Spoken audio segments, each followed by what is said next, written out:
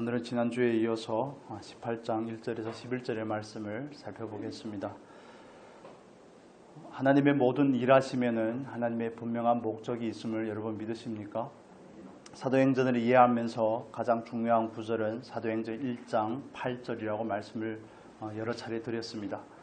그래서 사도행전의 말씀을 이해할 때 사도행전 1장 8절의 말씀이 늘 전제가 된 상태에서 말씀을 읽으면 훨씬 더 이해하기 쉬울 겁니다. 하나님께서 아시아에서 헤매고 있는 바울에게 예수의 영이 그를 가로막고 또 환상 가운데 그에게 마게도니아 사람이 나타나서 그의 사역지를 소아시아죠. 아시아에서 유럽으로 옮기시고 나서 그 모든 발걸음마다 걸음걸음마다 가는 곳곳마다는 하나님의 인도하심이 있다는 사실, 사도행전 1장 8절의 말씀의 전제가 그 말씀의 약속이 바울을 통하여서 실제적인 상황 안에서 시간 안에서 이루어지고 있는 것을 우리는 확인을 합니다. 그 복음이 예루살렘에서 유다로 사마리아로 땅끝까지, 사마리아를 넘어서면 다 땅끝으로 표현을 하죠. 그렇게 확장이 되어가는 것을 볼 수가 있습니다. 지난주에 우리가 나누었던 것처럼 바울은 아덴에서 복음을 전했지만 별로 많은 결실을 맺지 못했고 그로 인해서 그는 고린도로 사역지를 옮기게 됩니다. 바울이 사역지를 고린도로 옮기고 나서 그가 마침 만난 가정이 있다고 그랬습니다. 어느 가정입니까? 아굴라와 브리스길라라는 그 가정입니다. 하나님께서는 하나님의 일을 이루기 위하여, 다른 표현을 해보겠습니다. 하나님께서는 하나님의 제자들이, 하나님의 백성들이 땅끝까지 이르러 복음의 증인이 되게 하고자, 다른 식으로 표현을 하면 하나님을 알지 못하는 죄와 사망 가운데 빠져 살며 죄와 허물로 죽어 있으며 공중의 권세 잡은 자에게 종속된 노예로 살아가는 그 불쌍한 인생들을 구원하기로 하나님께서 작정하시고 그 작정을 하나님의 말씀에 순종하는 그의 제자들을 통하여서 이루어 가고 계시는 겁니다. 그래서 바울은 아덴에서 고린도로 내려오고 아굴라와 브리스길라는 마침 로마에 있었는데 로마에서 글라우디오 황제 때 그들을 유대인으로 추방하는 바람에 그들은 다시 고린도에 오게 되고 바울이 마침 와서 그들이 만나게 됩니다. 그래서 아굴라와 브리스길라는 바울을 통해서 그들의 신앙이 성장하고 그 믿음이 더 견고해지고 복음에 대해서 더 밝아짐으로 인해서 그들은 성장이라는 소기적인 목적도 있지만 하나님은 바울과 그 가정을 통하여서 하나님의 나라가 확장이 되는 일에 주력하고 있다는 사실을 이해하셔야 됩니다. 그래서 성경은 사람 중심으로 이해하는 게 아닙니다. 바울이 중심이 아닙니다. 브리스길라, 아굴라가 중심이 아닙니다. 배후에서 역사하시는 하나님이 늘 중심인 겁니다. 하나님은 하나님의 목적을 위해서 오늘도 일하고 계시는데 그 중에 사람이 있는 겁니다. 바울 시대는 바울이 있는 것이고 또 아굴라, 브리스길라, 실라와 디모데가 있는 겁니다. 저와 여러분의 일상에서도 마찬가지입니다. 하나님은 오늘도 땅끝까지 이르러 증인이 되고 아직도 하나님을 알지 못하는 그 무백성들이 하나님께 돌아오기를 원하십니다. 여러분 그 사실을 믿으십니까? 그래서 우리에게는 암암리에 알게 모르게 증인이 되어야 할 텐데 복음을 전해야 될 텐데 은과 금은 내게 없지만 내게 있는 것을 너에게 줘야 될 텐데 나에게는 과연 예수가 있는가? 이런 부담을 가지고 살아가는 게 그리스도인의 삶이죠. 세대를 바라보며 아직도 죄와 허물 가운데 죽어있으며 공중의 권세를 잡은 자를 따르는 그 구원받지 못한 백성들을 보며 가지는 안타까움이 여기에 있는 겁니다. 긍휼이 여기 우리 안에 있는 겁니다. 그 하나님의 말씀이 있기 때문에 그런 것이죠. 그래서 하나님은 오늘날에도 그 약속을 이루기 위하여 선교사를 파송하기도 하고 그 누군가를 사역자로 세우기도 하고 그 누군가와의 만남을 주선하기도 함으로 인해서 그 궁극적인 하나님의 사역을 이루기를 원하시는 줄로 믿습니다. 예수님이 왜 오셨습니까? 자기의 백성들을 그들의 죄에서 구원하기 위해서 오시지 않았습니까? 그래서 성령님께서 오신 이유도 마찬가지죠. 예수님께서 이미 이루신 그 사실이 다시 실제가 될 수 있도록 하신 일이 성령의 역사가 아닙니까? 이미 다 이루신 그 구원의 사역이 만방에 펼쳐지게끔 하기 위한 것이 성령의 역사인 것이죠. 그래서 오늘도 하나님은 그 구원을 위해서 일하신다는 사실, 저와 여러분을 위해서 일하지 않습니다. 하나님은 하나님을 위해서 일합니다. 우리가 말씀을 이해하고 복음을 이해함에 있어서 이거는 굉장히 중요한 전환점입니다. 아직도 물론 이해가 됩니다.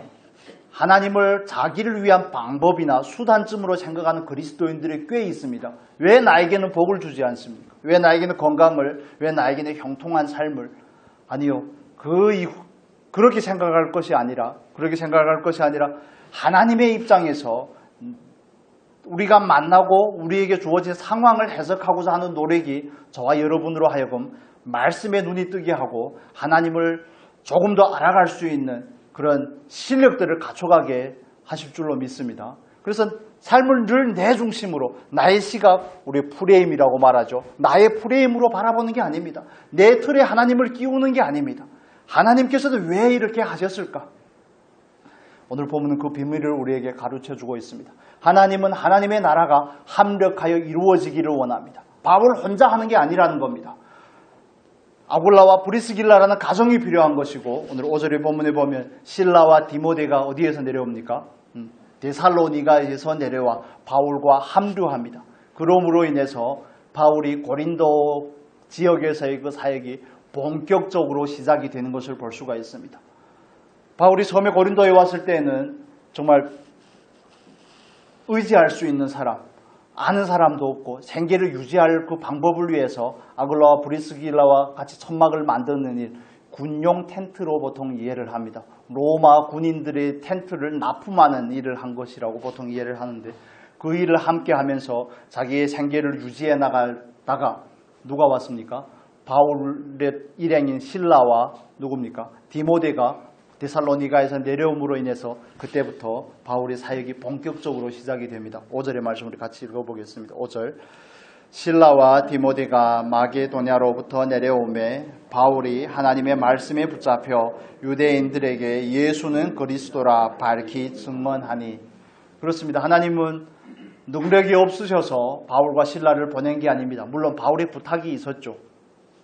하나님은 바울 한 사람을 통해서도 일하실 수 있지만, 그러나 바울에게는 늘 동역자가 있었습니다. 1차 선교여행을 할 때는 누가 있었습니까? 바나바라는 좋은 동역자가 있었고, 2차 선교여행 때는 실라, 디모데, 또 이 사도행전을 기록한 누가라는 좋은 의원인 누가가 바울과 함께함으로 그 사역을 같이 이루어가는 것을 볼 수가 있습니다. 그래서 복음 사역이라는 것은 팀워크입니다. 교회를 섬기는 일도 마찬가지입니다. 그래서 하나님께서 나에게 주신 교회라면, 나에게 맡긴 그 교회라면 모든 사람은 교회 안에서 하나님을 위해서 일할 책임과 의무가 있는 겁니다. 교회가 나를 위해서 무엇을 할까를 생각하기 전에 우리는 그걸 좀 넘어서서 나는 교회를 위해서 무엇을 할까를 생각을 해야 되는 겁니다.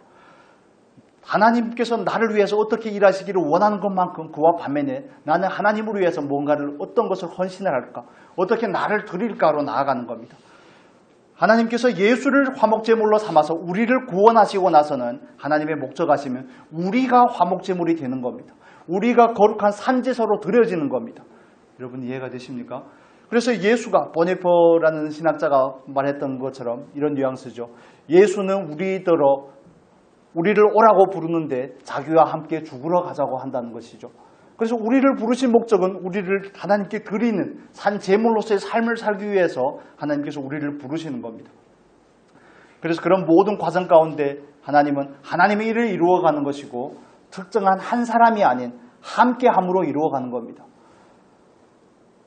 그렇죠. 이 교회는 하나님의 교회이기도 하지만 저와 여러분의 교회이기도 합니다. 그렇지 않습니까? 그래서 그 공동체를 섬김에 있어서 우리는 암암리의 의무를 가지는 겁니다. 내가 어떤 예배라는 단편적인 예를 들면 내가 어떤 마음가짐으로 이 자리에 앉을 때 이 예배에 도움이 될 것인가? 여러분 이해가 되십니까? 내가 어떤 마음의 자세를 가지고 예배 자리에 나오고 기도하고 찬양하고 준비하는 모든 과정에 어떻게 이 예배를 도울까? 공동체를 도울까? 하나님의 나라를 도울까? 이런 생각이 저와 여러분 안에 있으면 좋겠습니다. 물론 성장이라는 어느 정도의 기준이 있습니다. 왜냐하면 어린아이가 되면 몸으로 어린아이든 영적으로 어린아이에게는 늘 중심이 자기 중심이기 때문에 그렇습니다. 왜 교회는 나를 돌봐주지 않냐고, 왜 교회는 나의 필요를 채워주지 않냐고. 그러나 조금 성장한 사람은 반대로 말하죠. 어떻게 하면 더 좋은 공동체가 되게끔 하기 위하여 내가 무엇을 해야 될 것인가, 이를 자연스럽게 찾게 되고 자연스럽게 자기를 헌신한 자리로 나아가게 되는 겁니다. 다시 돌아와서 하나님의 나라는 혼자 이루는 일이 아닙니다. 함께 이루는 겁니다. 그래서 모든 그리스도인은 다 사역자가 되어야 됩니다. 일상의 생활을 내려놓고 사역을 하라는 것이 아니라 일상의 삶에서 저와 여러분은 사역자입니다. 증인이라는 사역자입니다. 여러분 이해가 되십니까? 회사에 가든 어떤 직장에서 일을 하든 종사하든 모든 일은 우리는 증인이라는 사역을 하기 위해 그 일을 하고 있는 겁니다. 여러분 제가 체육관에 다닌 지 2달이 되었습니다. 2달이 되었는데 갈 때마다 드는 생각이 2가지가 있습니다. 오늘도 힘들겠다. 오늘도 정말 힘들겠다. 그리고 또 한 가지 생각이 있습니다. 어떻게 하면 저희 아들 친구들이, 우리 아들 친구들이 여러 명 같이 다니거든요. 어떻게 하면 저 놈들을 교회로 다 집어올 것인가. 이 생각을 계속하면 아이고 몸이 힘들겠다. 어떻게 하면 저 놈들을 다 교회로 집어올 것인가. 어떻게 예수를 믿게 할 것인가. 운동이 목적이 아니라는 겁니다. 이해가 되십니까? 어떻게 하면 하나님께서 우리를 증인으로 부르셨는데 그렇다면 어떻게 증인의 삶을 살아낼 것인가가 늘 목적이 되어야 되는 겁니다. 여러분 어떻습니까? 바울은 아덴에 있든지 데살로니가에 있든지 그의 목적은 사역자로 부름을 받아서가 아닙니다. 단순하게 저와 여러분은 사역자로 부름을 받지 않았습니까? 그 범위가 다르고 대상이 다를 뿐입니다. 역할이 다를 뿐입니다. 그렇지만 우리 모두는 하나님 앞에서 사역자로 부름을 받은 것입니다. 사랑하라고 부름을 받았고 예수를 증거하라고 부름을 받았고 빛으로 소금으로 부름을 받은 게 저와 여러분이라는 사실을 이해하시면 좋겠습니다. 물론 온전하지 않죠. 마음에 원한다고 다 되겠습니까? 소원한다고 그게 다 이루어지면 얼마나 좋겠습니까? 그렇지만 우리가 가져야 될 마인드셋을 말씀을 드리는 겁니다. 어떤 마인드를 가지고 이 일을 할 건지, 좋아하는 일을 하든 생계를 위해서 직장 생활을 하든, 그러나 우리는 생계를 위해서 직장을 하는 것이 아니라 하나님께서 나를 이 직장에 파송하였다는 마음가짐으로 하는 겁니다. 믿으시기를 축복합니다. 믿으신다면 아멘 하시기를 축복합니다. 그런데 우리가 그 일을 하다 보면 일이 목적이 됩니다. 장사면 장사가 목적이 되고 사업이면 사업이 목적이 되고 직장 생활이면 직장 생활 자체가 목적이 됩니다. 아닙니다. 그렇게 하면 이게 주객이 전도된다고 말하죠. 전혀 그렇지 않습니다. 하나님은 그 일을 위하여 물론 우리의 의식주의 문제, 삶의 모든 문제를 책임지고 그 부분에 대해서 공급하는 수단과 통로로서도 사용을 하지만 그러나 하나님께서 거기에서의 주 목적은 하나님의 증인됨을 드러내라는 겁니다. 말로, 삶으로 드러내라는 겁니다. 그게 저와 여러분을 향한 하나님의 부르심입니다. 가정에서도 마찬가지입니다. 가정에서도 마찬가지입니다. 어느 자리에 있든 우리는 증인으로 그리스도인으로 예수 그리스도의 제자로서 가정에 있는 겁니다. 어떤 권위나 힘을 행사하기 위해서 있는 게 아니더라는 사실이죠. 그래서 하나님은 오늘도 하나님의 나라를 이루어가기 위해서 사람을 필요로 합니다. 그래서 그 사람이 저와 여러분이 되었으면 좋겠습니다. 이왕이면 여러분 어떻게 생각하십니까? 이왕이면 그러면 좋지 않겠습니까?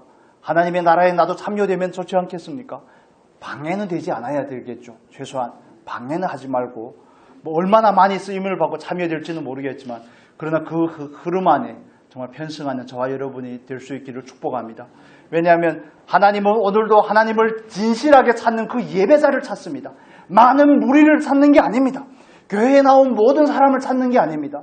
나를 얼마나 갈망하고 나를 얼마나 원하며 얼마나 알기를 원하고 얼마나 그 관계가 친밀해지기를 원하는가, 얼마나 하나님 앞에서 예배자로 살고자 하는 그 마음들을 가지고 있는지를 하나님은 보시는 겁니다. 우리의 심장과 폐부를 뚫어보시는 그 하나님, 우리를 지으심이 신명막측하지만 그분의 지혜에서 나온 결과물이 저와 여러분이 아니겠습니까? 모든 것을 아시는 하나님께서 우리를 향한 그 원함이 있는 겁니다. 뭘 원할까요? 과연 나를 원하느냐 하나님은 질문을 하시는 겁니다. 예배 자리에 있는데 과연 나를 원하느냐? 마지못해 나왔느냐? 주일이기 때문에 이 자리에 있느냐? 직분 때문에, 체면 때문에. 때론 우리의 감정이 있고 상황이 있죠. 그렇지만 우리가 하나님 앞에서 나와 예배하고 하는 일들은 저와 여러분의 삶에서 가장 중요한 가치를 가지는 것임에 대해서 먼저 동의하실 수 있기를 축복합니다. 그렇습니다. 우리는 하나님을 위해 부름을 받았습니다. 하나님을 위해 이 땅에 파송을 받은 것이고 이 땅에서 하나님을 예배하며 증인된 삶을 살아내려고 하나님은 우리를 향해 분부하고 계시는 겁니다. 정말 모든 사람에게 내가 너에게 가르쳐 지키라 한 것을 그들에게 가르치라고 말씀하십니다. 성부와 성자와 성령의 이름으로 세례를 주고 땅끝까지 이르러 사도행전 1장 8절에는 증인이 되라고 말씀을 합니다. 여러분 생각을 좀 바꿔보시면 패러다임을 바꿔야 됩니다. 우리의 성공이 목적이 아닙니다. 건강한 삶이 목적이 아닙니다. 형통함이 목적이 아닙니다. 자녀들이 출세하고 자녀들이 이 세상에서 인정을 받고 살아가는 그런 삶이 목적이 아닙니다. 저와 여러분 안에 가진 욕심이나 야망이 목적이 아닙니다. 하나님의 목적이 무엇인지를 이해할 때 모든 만남도 의미가 있고 우리가 지금 당한 문제에도 의미가 있음을 이해하게 됩니다. 때로는 어떤 문제들을 만나면 너무너무 아픕니다. 그 아픔이 하루 이틀이 아니라 지속되는 것을 경험합니다. 생각하면 생각할수록 때로는 하나님이 원망스러웠다가 왜 하나님은 그만큼밖에 일하실 수 없느냐는 그런 온갖 것들이 날고 그 모습이 우리 안에서 드러날 때도 있지만 그러나 그렇게 해봐서는 아무 답도 나오지 않습니다. 후회 주시고 꾸짖지 않는 하나님 앞에 나아가서 그 일을 하실 수밖에 없는 하나님의 목적과 은혜가 무엇인지 이유가 무엇인지를 묻는 게 저와 여러분이 해야 될 일들인 겁니다. 하나님의 나라는 하나님의 목적입니다. 거기에는 하나님의 꿈이 있습니다. 하나님의 비전이 있습니다. 저와 여러분도 그 비전에 그 하나님의 꿈에 동참할 수 있는 은혜가 있었으면 좋겠습니다. 나라는 그 작은 울타리를 벗어나서 그 작은 우물을 벗어나서 그 넓은 창공을 향해서 더 넓은 세상을 향하여서 나아갈 수 있는 저와 여러분이 될 수 있기를 축복합니다. 그게 인생이 가지는 의미입니다. 혼자 호의호식하며 잘 살아보면 어떻게 하겠습니까? 주님 앞에 갔을 때 뭘 하다 왔느냐고 말하면 물어보신다면 뭐라고 말씀을 하시겠습니까? 주일에 중고등부 예배를 드리면서 애들한테 자신 있냐 물어봤는데 주님께서 다시 온다고 그러셨는데 온다는 사실을 믿냐 그런다니까 또 다 믿는다 하더라고요. 그래서 자신이 있냐 그랬죠. 여러분 자신이 있습니까? 오시는 건 지정된 사실인데 온다면 주님 앞에서 우리의 처지가 처량할지 아니면 그나마 그 영광의 덕을 입을지 그 부분에 대해서 우리는 늘 생각을 하고 살아야 되는 겁니다. 왜냐하면 우리에게 주어진 삶이 나를 위한 삶이 아니라 하나님을 위한 삶이기 때문에 그렇습니다. 이럴 때 하나님은 바울을 사용하실 뿐만 아니라 아굴라와 브리스길라라는 가정도 사용하고 디모데와 실라도 사용을 하십니다. 오늘날에는 저와 여러분도 사용하기를 원하십니다. 정말 하나님을 진실하게 찾는 사람, 정말 하나님을 위해서 뭔가를 드리려고 하는 사람, 그 은혜와 사랑을 알고 그 은혜와 사랑에 반응하고자 하는 사람을 통해서 하나님의 나라는 오늘도 조금씩 이루어져 가더라는 겁니다. 예를 들어 대한민국이라는 이런 민주주의 사회에서 복음에 대한 억압이 없다고 하나님의 나라가 더 확장이 되고 더 잘 이루어지는 게 아닙니다, 여러분. 그렇지 않습니다. 하나님은 그 진실한 한 사람을 위해서 일하신다는 사실을, 그 사람을 통해서 일하신다는 사실을 이해하시면 좋겠습니다. 신학교를 졸업하고 중국에 갔을 때 일입니다. 그때는 중국교회가 한창 막 부흥하면서 성장을 할 때, 근데 가는 곳곳마다 중국에 있는 성도님들을 많이 들떠 계시더라고요. 하나님께서 중국을 사용하실 거라는, 예를 들면 복음이 전파됨에 있어서 아랍권이라든지 불교권이라든지는 큰 장애가 되죠. 복음이 전파되는 데서는. 그래서 그런 나라들과 그래도 나름대로 관계가 괜찮은 게 중국입니다. 인도하고는 별로 요즘에 조금 좋아지는 것 같고 한데, 그런데 아랍권의 나라들하고 그나마 관계가 그나마 조금 괜찮은, 그래서 중국의 성도님들은 그런 부푼 기대를, 복음이 서진하는, 서쪽으로 복음이 전파되는 일들이 있어서 하나님께서 중국 교회를 사용할 것이라는 그런 밑도 끝도 없는 자신감이 가득 차 있어서 그냥 찬물을 끼얹었습니다. 착각하지 말라고. 중국 교회가 성도가 1억이 넘는다고 해서 하나님이 당신들을 사용하실 것 같냐고. 그렇지 않다고. 하나님의 나라는 모세라는 한 사람으로부터 시작이 될 수 있고, 아브라함이라는 일개의 무명의 족장으로부터도 시작이 될 수 있고, 하나님을 알지 못하는 우상으로 숭배하는 그 사람을 통해서 그 사람이 하나님을 얼마나 사랑하는지, 하나님을 위해서 얼마나 헌신이 되었는지, 그런 점들을 통해서 그 점이 연결이 돼서 하나님의 나라가 이루어지는 것이지, 교인이 얼마나 많고 성도가 1억이 넘고 교세가 얼마나 대단하고 그런 것으로 하나님의 나라가 이루어지는 것이 아니라고. 저와 여러분의 삶에도 마찬가지입니다. 왜 우리의 삶에는, 우리의 삶의 반경에서는 하나님이 잘 드러나지 아니하고 하나님의 나라가 잘 이루어지지 아니하고 하나님의 나라의 그 속성들이, 하나님의 속성들이 우리의 삶의 면면에서 드러나지 않을까요? 우리가 아직 하나님과 그만큼 멀기 때문에 그렇습니다. 하나님의 종이 되지 않았기 때문에 그렇습니다. 하나님을 아직도 그렇게 절실하게 필요로 하는 사람이 아니기 때문에 그렇습니다. 정말 진정한 예배자가 되지 않았기 때문에 그렇습니다. 여러분에게 말씀을 전하고 있는 저도 이 부분에 대해서 늘 고민이고 늘 부끄럽고 늘 아픈 부분입니다. 여러분, 우리가 하나님 앞에서 정말 하나님의 쓰시기에 합당한 사람이 될 수 있기를 축복합니다. 하나님의 찾으시는 그 한 사람이 될 수 있기를 축복합니다. 그러지 않으면 하나님께서는 아직도 애타게 찾고 계시겠죠. 내 마음에 나와 같은 마음을 가진 자가 누구인지, 나와 같은 눈물을 가진 자가 누구인지, 나의 마음을 가지고 아직도 잃어버린 영혼들을 바라보는 그 누군가가 누구인지에 대해서 하나님은 살피고 있겠죠. 여러분, 그 하나님의 꿈에, 하나님의 비전에 동참하는 저와 여러분의 복된 삶이 될 수 있기를 축복합니다. 바울이 그렇게 자신 있게 나만 아니라 하나님을 사랑하는 모든 자에게 예비한 면류관을 얘기할 수 있는 이유도 거기에 있습니다. 하나님께서 오늘도 찾고 있는 그 사람은 하나님께 헌신된 사람입니다. 하나님을 사랑하는 그 사람입니다. 그 사람을 통해서 하나님은 하나님의 꿈을 이루기를 원하시는 겁니다. 하나님은 저와 여러분의 꿈을 이루기 위해서 우리를 부르신 게 아닙니다. 우리를 구원하신 게 아닙니다. 이 기본적인 틀이 바뀌지 않으면 우리는 늘 삶에서 하나님과 싸우는 사람이 됩니다. 하나님의 뜻은 분명한데 우리는 하나님의 뜻을 내가 받고 내가 수용하는 것이 아니라 늘 하나님의 뜻과 싸우게 되죠. 하나님의 뜻은 알겠고 내 뜻은 이런데요. 내 원함은 이것인데요. 내 목적은 이것인데요. 나는 그래서 늘 하나님과 싸우고 하나님과 다투다 보면 그런 삶에는 평안이 깃들 수가 없고 그런 인생은 불쌍한 인생입니다. 여러분, 정말 부탁입니다. 하나님과 싸우는 어리석은 인생이 되지 않을 수 있기를 축복합니다. 하나님의 뜻이 무엇인가 먼저 물어보는 저와 여러분이 되어야 되지 않겠습니까? 하나님의 뜻은 됐고 내 생각이 이렇다니까요. 하나님, 그래서 내가 헌금도 하고 그래서 내가 예배도 드리고 그래서 하나님 앞에 나가 기도도 하고 하는데 왜 내 뜻에는 관심이 없습니까? 하나님, 그렇게 하시지 마시고 내 뜻은 여기 있지만 하나님의 뜻이 무엇입니까? 하나님이 원하신다면 그 산이 내게서 떠나가게 하시기도 하겠지만 떠나가지 않고 내가 온전히 받을 수 있도록 도와주십시오. 그게 정상적인 그리스도인의 기도가 되어야 되는 겁니다.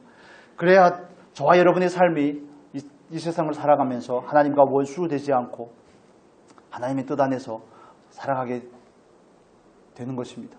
여러분, 하나님의 목적에 관심을 가질 수 있는 저와 여러분이 될 수 있기를 축복합니다. 나라는 틀을 벗어나셔야 됩니다. 우리 5절의 말씀 읽었던 것처럼 하나님은 바울의 그 사역을 통해서 바울의 사역이고 하나님의 사역입니다. 그렇죠. 우리가 말씀을 보면 우리 10절의 말씀 한번 볼까요? 10절에 보면 이렇게 말합니다. 내가 너와 함께 있음에 어떤 사람도 너를 대적하여 해롭게 할 자가 없을 것이니 이는 이 성중에 내 백성이 많음이라 하시더라. 8절에 보면 유대인의 회방으로 인해서 디도 유수도라 하는 회당은 유대인들이 모이는 장소를 말합니다. 회당 옆에 있는 디도 유수도라는 가정에서 고린도 교회가 시작이 된 것을 볼 수가 있습니다. 그래서 복음을 전함으로 인해서 회당장인 유대인인 그 그리스보라는 그 사람도 예수를 믿게 되고 8절에 이렇게 나오죠. 온 지방과 더불어 예수를 믿으며 수많은 고린도 사람들이 듣고 믿어 세례를 받더라. 수많은 고린도 사람들이 듣고 믿어 세례를 받았지만 하나님께서는 바울에게 두려워하지 말고 침묵하지 말고 말하라고 말합니다. 왜 그렇습니까? 아직도 고린도에는 구원을 받아야 될 사람들이 있기 때문에 그렇습니다. 바울이 고린도에 있어야 될 의의가 거기에 있는 겁니다. 의미가 거기에 있는 겁니다.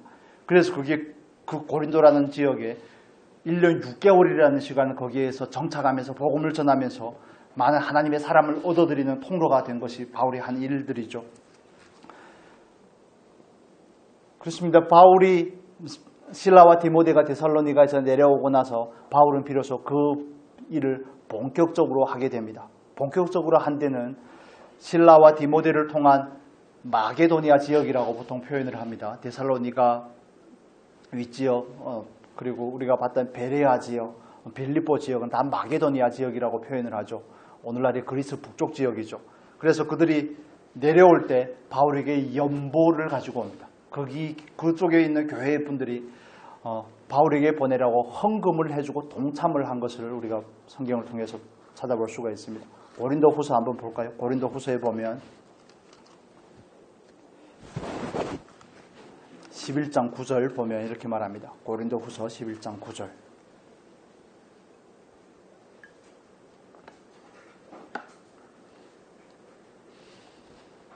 같이 읽겠습니다. 고린도 후서 11장 9절. 또 내가 너희와 함께 있을 때 비용이 부족하였으되 아무에게도 누를 끼치지 아니하였음은 마게도냐에서 온 형제들이 나의 부족한 것을 보충하였음이라. 내가 모든 일에 너희에게 폐를 끼치지 않기 위하여 스스로 조심하였고 또 조심하리라. 아멘. 말하죠. 내가 너희와 함께 있을 때 비용이 부족하였으되, 비용이 부족하였지만 누를 끼치지 않으려고 했더니 하나님께서 어떻게 했다는 겁니까? 마게도니아에서 온 형제들이, 바울과 실라를 말하는 겁니다. 빌립보서 4장에 보면 제가 읽어드릴게요. 4장 14절 15절의 말씀 이렇게 말합니다. 그러나 너희가 내 괴로움에 함께 참여하였으니 잘하였도다. 빌립보 사람들아 너희도 알거니와 복음의 시초에 내가 마게도니아를 떠날 때에 주고받는 내 일에 참여한 교회가 너희 외에 아무도 없었느니라. 이렇게 말합니다. 바울의 사역에 참여한 교회가 빌립보 교회에 없었다고 말합니다. 그래서 하나님은 바울을 통해서 일하지만 또 빌립보 교회를 통해서도 합력하여 일을 이루어가는 것을 볼 수가 있습니다. 어떤 일을 이루는 겁니까? 고린도 교회에 구원받아야 될 사람들이 구원받는 그 일을 이루는 겁니다. 그게 하나님의 비전이라고 말씀을 드렸죠. 그렇습니다. 현장에서 뛰는 사람은 바울이지만 그러나 바울에게는 든든하게 그를 후원해주고 그와 동참하는 빌립보 교회가 있기 때문에 그렇습니다. 선교지에 나가면 목회자가 믿음이 없어 그럴 수도 있는데, 예를 들어서 특정한 교회나 특정한 성도님들이 어느 정도 특정한 날짜에 입금을 해주지 않습니까? 도와 후원을, 선교 후원을 해주지 않습니까? 그런데 그 날짜가 되면 살짝 긴장이 됩니다. 오늘 며칠입니까? 28일이죠. 28일이면 돈이 들어오는 날이면 27일 저녁에는 조금 잠이 잘 안 올라 그럽니다. 28일에 안 들어올까 봐. 여러분 느낌이 안 오시죠? 삶이 빈궁할 때 그 누군가가 건네는 10,000원짜리 한 장이 얼마나 삶의 단비 같은지 모릅니다. 바울이 하나님의 사역을 지속할 수 있는 그 용기와 힘을 얻게 되는 겁니다. 얼마나 감사한지. 제가 너무 세속적이어서 그런지는 모르겠지만 그렇게 참여할 때면 믿음이 샘솟는 것을 경험하게 됩니다. 그거 엄청 놀라운 일입니다. 아이고 속물인가 보다. 속물이면 그냥 돈을 좋아하는 사람이고 저는 속물이 아니기 때문에 그게 믿음을, 그 일을, 하나님의 일을 해 나가야 될 용기를 주더라는 겁니다. 여러분, 그래서 하나님께서 여러분에게 어떤 일을 보여주시고 어떤 거 감동하신다면 주머니를 잡고 꽉 붙잡고 열지 않으려고 하지 마시고 나는 어떻게 하나님을 위해서 드리고 어떻게 참여할 것인지를 고민을 해보셔야 됩니다. 거기에는 무한한 기쁨과 무한한 긍지가 있습니다. 믿든 말든 여러분 몫입니다. 그렇습니다. 뭐 우리가 하지 않는다고 해서 하나님은 또 그 누군가를 찾아갈 겁니다. 하나님은 절대 누군가에게 매이시는 분은 아니겠지만 그러나 기회는 주시더라는 겁니다. 잡고 안 잡고는 저와 여러분의 몫입니다. 바울은 정말 그 마음에 많은 위로가 있었던 것으로 이해됩니다. 빌립보 교회의 후원을 통해서. 그러면서 그는 비로소 하나님의 말씀에 붙잡혀라는 표현을 씁니다. 18장 5절에 보면 하나님의 말씀에 붙잡혀 유대인들에게 예수는 그리스도라 증언하게 됩니다. 여러분, 하나님의 말씀에 붙잡히는 저와 여러분이 될 수 있기를 축복합니다. 이게 정말 정상적인 그리스도인의 자세가 아닐까 생각을 하게 됩니다. 하나님의 말씀에 붙잡혀. 이게 원문에는 수동태로 되어 있습니다. 바울이 말씀에 사로잡힌 겁니다. 사로잡힌 겁니다. 그런데 이 단어는 다른 식으로 표현을 하면 바울이 말씀에 열중하게 된 겁니다. 하나님께서 바울로 하여금 하나님의 말씀이라는 사역에 열중하게끔 만드신 겁니다. 그러나 바울이 말씀에 붙잡히기 전에 우선 해야 될 일은 바울이 하나님의 말씀을 먼저 붙잡았다는 데 있습니다. 여러분, 하나님의 말씀에 붙잡히기를 원하신다면 하나님의 말씀을 먼저 붙잡는 저와 여러분이 될 수 있기를 축복합니다. 이거 굉장히 중요한 원리입니다. 우리가 왜 암송도 잘 되지 않는 말씀으로 계속 외우라고 제가 A4를 앞뒤로 해서 나눠주고도 얼마나 미안한지 모릅니다. 이렇게 무식하게 나눠주는 데는 아마 우리 교회밖에 없을 것 같은데 그래가지고 단기간 동안 암송하라고 그러고 내가 말씀을 붙잡아야지 그 말씀이 나를 붙잡아 옵니다. 여러분, 내가 그 말씀을 암송하고 내 안에 채우고 그 말씀을 붙잡는 노력을 해야지 그 위기의 순간에 나의 믿음이 요동될 때 그 말씀이 나를 붙잡아 오는 그 경험을 하게 되는 겁니다. 제가 경험하지 않고 말씀을 드리는 게 아닌 것 같지 않습니까? 뻥이면 이렇게 자신 있게 말할 수가 없습니다. 여러분, 말씀을 붙잡으려고 하지 않기 때문에 그 말씀이 나를 붙잡아 오지 않는 겁니다. 여러분, 말씀을 얼마나 붙잡으려고 합니까? 말씀을 붙잡다는 이 표현이 어떤 단어에서 왔냐면 마리아가 성령으로 잉태되다는 이 표현에서 왔습니다. 소유하다는 표현에서 왔습니다. 가지다, 소유하다. 말씀을 가진 사람이 붙잡히더라는 겁니다. 여러분, 이해가 되십니까? 그 노력이 우리에게 없으면 말씀이 무턱대고 갑자기 와서 나를 붙잡고 하는 일들은 가끔씩 일어날 수는 있지만 그러나 일상에서는 일어나지 않습니다. 다윗이 왜 어떻게 말씀의 사람이 되었을까요? 다윗은 어떻게 곰이나 사자를 상대하든 골리앗을 상대하든 늘 하나님께 사로잡힌 자가 될 수 있을까요? 그것은 다윗이 늘 하나님의 말씀을 붙잡는 사람이 되기 때문에 그런 것입니다. 그에게 있어서 하나님의 말씀을 묵상하고 하나님의 말씀을 소유하고 하나님의 말씀을 붙잡는 일이 그에게 낙이기 때문에 그렇습니다. 우리 시편의 말씀 한 구절 볼까요? 119편 148절입니다. 119편 148절. 여기 보면 이렇게 말씀합니다. 시편 119편 148절. 제가 읽어드리겠습니다. 여러분도 찾으시면 읽으시고 제가 한글판으로 읽어드리겠습니다. 개정판은 번역이 좀 그렇게 확 다가오지 않아서 주의 말씀을 묵상하려고 내 눈이 야경이 깊기 전에 깨었나이다. 이렇게 말합니다. 개정판은 주의 말씀을 조용히 읊조리려고 내가 새벽녘에 눈을 떴나이다. 이렇게 말하죠. 그런데 옛날 한글판 번역에는 말씀을 묵상하려고, 묵상한다는 뜻이 읊조린다는 뜻과 같습니다. 다른 표현으로 하면 말씀 때문에 신음하는 것을 말합니다. 말씀과 싸움을 하는 것을 말합니다. 몸부림을 치는 것을 말합니다. 그런 경험들이 저와 여러분에게 있었으면 좋겠습니다. 어떻게 하면 말씀대로 살 수 있을까? 어떻게 하면 그 말씀이 나를 통해서 이루어질까? 이런 몸부림들이 우리에게 있으면 정말 말씀이 우리에게 약속한 그 놀라운 비밀과 축복을 우리는 경험할 수가 없는 겁니다. 언젠간 오겠지. 그래요. 언젠가 오긴 오겠죠. 언젠가는 말씀이 나를 붙잡아 올 때가 있겠지만 그러나 그 우선 우리가 먼저 자유의지를 가지고 하나님의 말씀을 붙잡고자 하는 노력이 있어야 되는 겁니다. 암송한다든지 말씀을 묵상한다든지 읽는다든지 이런 노력들이 저와 여러분에게 있을 때 우리는 말씀에 비로소 사로잡힌 사람이 될 것입니다. 우리가 저와 여러분의 말씀에 사로잡힌 사람이 될 때 사로잡힌 바울을 통해 고린도 교회의 구원의 역사가 일어났던 것처럼 우리를 통해서도 그 역사가 일어나게 되는 겁니다. 나도 말씀에 대해서 뜨뜻미지근한데 누구한테 복음을 전해보십시오. 나도 예수 때문에 그렇게 별로 좋지 않은데 하나님을 별로 사랑하지 않은데 그 은혜와 사랑이 내 안에서 그렇게 채워져 있고 가득 차 있지 않은데 다른 사람에게 전할 때 예수 믿어봐 구원 받을 거야. 그렇게 말하면 누가 믿겠습니까? 그렇게 뜨뜻미지근하게 얘기하면 너나 잘 믿어. 너나 잘 믿어. 너를 보니 예수를 별로 안 믿는 것 같은데 이런 반응들이 돌아오지 않겠습니까? 정말 내가 믿는 그 예수, 나를 사랑하시고 나에게 여전히 은혜를 베푸시는 그 하나님 때문에 내 마음도 뜨거워지고 나도 어떻게 하면 하나님께 헌신될 삶을, 예배사의 삶을 살 수 있을까? 이런 것 때문에 마음이 늘 부풀어 있으면 그 누군가에게 이야기할 때도 설레이지 않겠습니까? 내가 변화된 모습을 봐봐. 내가 변화된 것이 아니라 하나님이 나를 변화시켜 주셨어. 그분은 만물의 창조주가 되시는 분이야.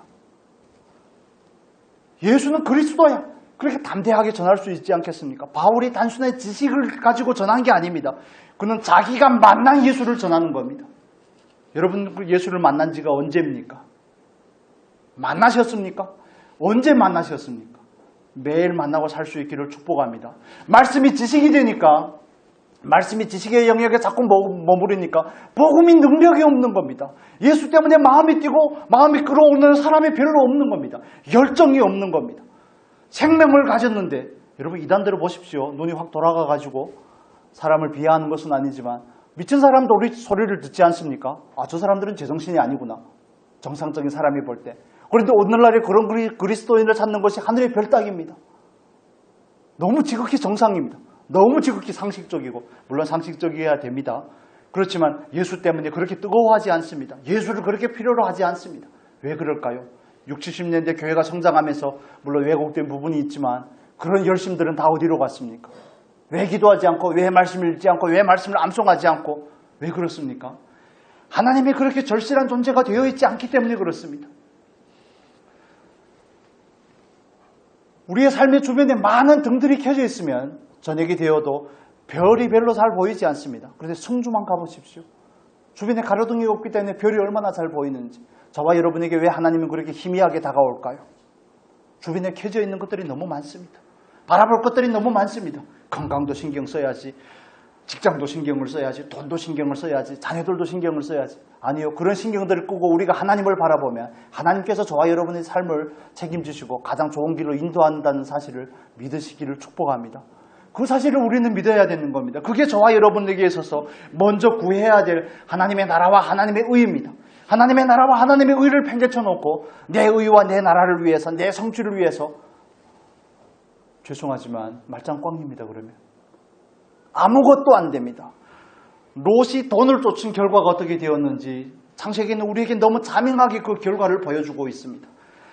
하나님을 쫓은 아브라함과 하나님을 쫓고 약속의 땅에 머물렀던 그 아브라함과, 그러나 하나님을 버리고 돈을 쫓아갔던 그 롯의 일생이, 그 삶의 결과가 어떻게 되었는지 성경은 우리에게 증언해 주고 있습니다. 그 사람이 저와 여러분에게 허다한 증인들인 겁니다.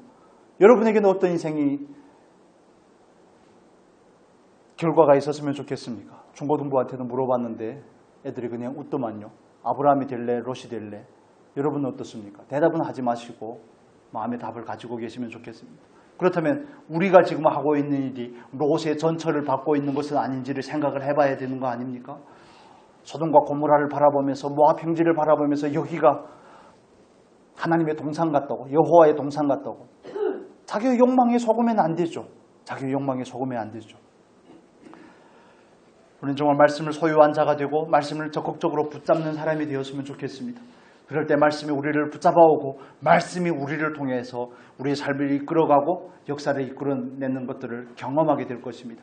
그런 경험들을 우리는 간증이라고 말합니다. 그런 간증들이 쌓이면 저와 여러분은 그 맛을 알게 됩니다. 그 맛을 알게 되면 어떻게 됩니까?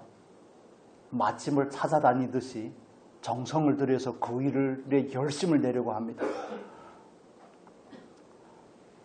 그런 은혜가 저와 여러분에게 있기를 축복합니다. 맛을, 이건 불교에서는 득도라고 말하죠. 돈 오해에 이른다고 말합니다. 그렇지만 저와 여러분은 정말 그 말씀의 맛을 꼭 알았으면 좋겠습니다. 그냥 성경에 기록된 말씀은 저와 여러분과 아무 상관이 없습니다.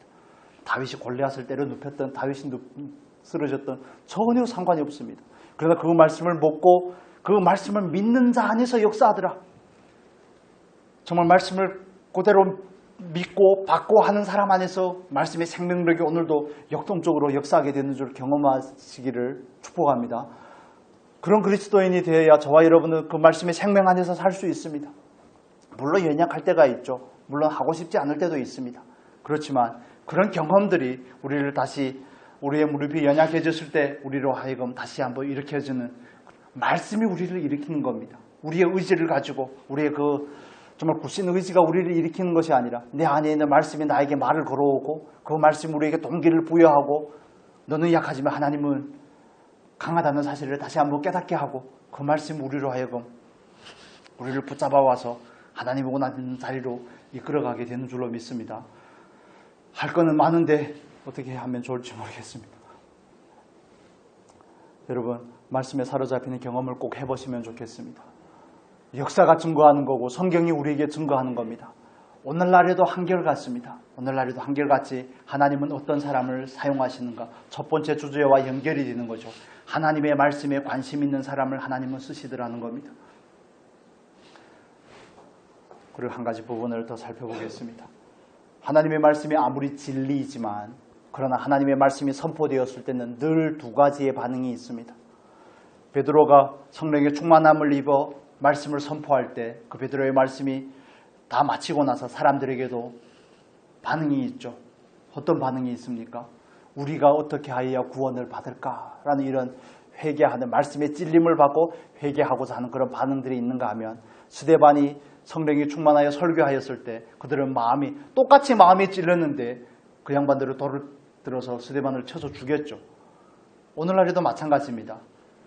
그 말씀이 선포될 때 우리는 베드로의 설교를 듣고 마음이 찔려 말씀대로 살고자 하는 것 때문에 고민하는 그 무리에 속하는지, 아니면 스데반이 설교를 듣고 그 말씀을 듣고 마음에 찔려서 오히려 그 말씀에 통로된 스데반을 정리하고자 하는 사람인지, 저와 여러분한테 두 가지 반응이 있을 겁니다.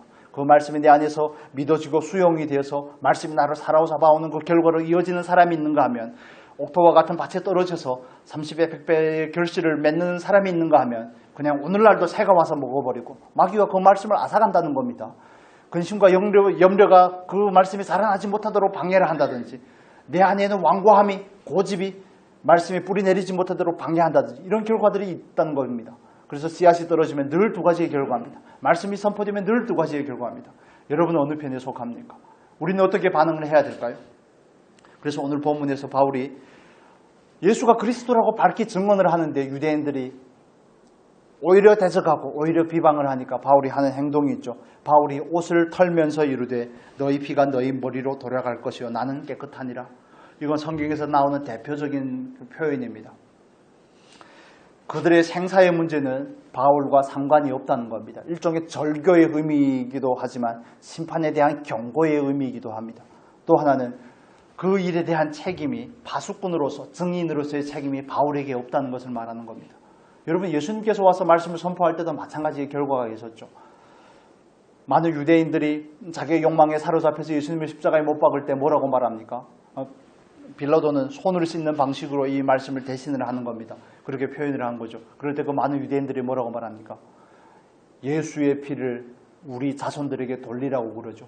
2000년이라는 시간 동안 유대인들이 당한 그 모든 모진 수모와 고통과 그 비참한 그 역사가 그걸 증언해주고 있는 겁니다. 여러분, 그래서 말씀 앞에서 우리에게는 선택이 필요합니다. 정말 온유한 마음을 가지고 그 말씀을 믿고 받고자 하는지, 그러지 않으면 그 말씀에 늘 자기를 주장하고 오히려 그 말씀을 취사 선택을 하려고 하는지, 이 부분에 있어서 그 결과가 확연하게 달라집니다. 여러분, 말씀 앞에 겸허할 수 있는 저와 여러분이 될 수 있기를 축복합니다. 정말 그 말씀이 우리에게 주어진다면, 감동으로 다가온다면 그 말씀을 붙잡는 한 주간의 삶이 될 수 있기를 축복합니다. 그러면 그 말씀의 생명력을 경험하게 될 줄 믿습니다. 그 말씀이 나를 사로잡아오는 경험을 하게 될 겁니다. 그 은혜 안에서 사는 저와 여러분의 복된 신앙과 삶이 될 수 있기를 축복합니다. 기도하겠습니다.